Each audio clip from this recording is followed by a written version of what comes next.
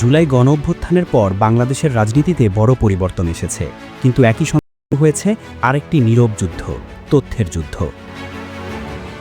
মাঠের রাজনীতিতে পতনের পর পতিত আওয়ামী লীগ ধীরে ধীরে অদৃশ্য হয়ে যায়, কিন্তু অনলাইনে তারা থেকে যায় সক্রিয়, আরও সংগঠিতভাবে।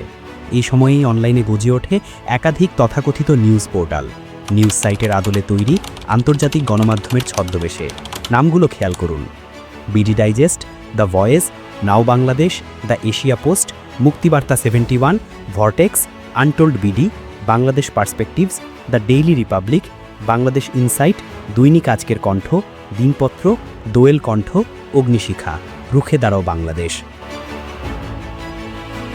প্রথম দেখায় এগুলো সংবাদ মাধ্যম মনে হয়, কিন্তু কন্টেন্ট বিশ্লেষণ করলে একটি বিষয় বারবার স্পষ্ট হয়ে ওঠে: এসব পোর্টালের বয়ান প্রায় একই। জুলাই গণঅভ্যুত্থানকে বলা হয় ষড়যন্ত্র, অন্তর্বর্তী সরকারকে দেখানো হয় অবৈধ। জাতীয় নিরাপত্তা, জঙ্গিবাদ, সেনাবাহিনী সবকিছুই ব্যবহৃত হয় ভয় তৈরির হাতিয়ার হিসেবে।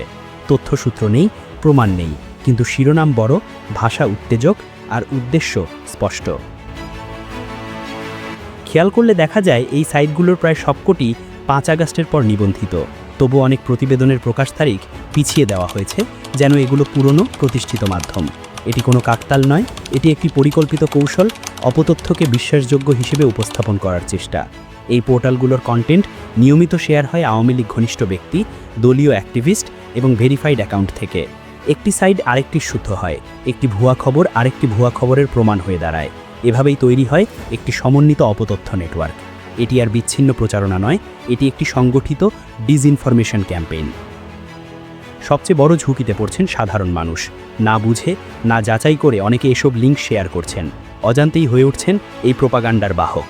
এই ডকুমেন্টারির উদ্দেশ্য কাউকে আক্রমণ করা নয়, উদ্দেশ্য একটাই: প্যাটার্ন দেখানো, নাম চিহ্নিত করা আর দর্শককে সতর্ক করা। কারণ গণতন্ত্র শুধু ভোটে নয়, তথ্যের সত্যতায়ও টিকে থাকে। আর যখন একটি পতিত রাজনৈতিক শক্তি পরাজয়ের পর অপতথ্যকে অস্ত্র বানায়, তখন সেটি কেবল রাজনৈতিক সমস্যা নয়, এটি জাতীয় নিরাপত্তার প্রশ্ন। সতর্ক থাকুন, যাচাই করুন, কারণ আজকের বাংলাদেশের সবচেয়ে বড় লড়াই সত্য আর মিথ্যার।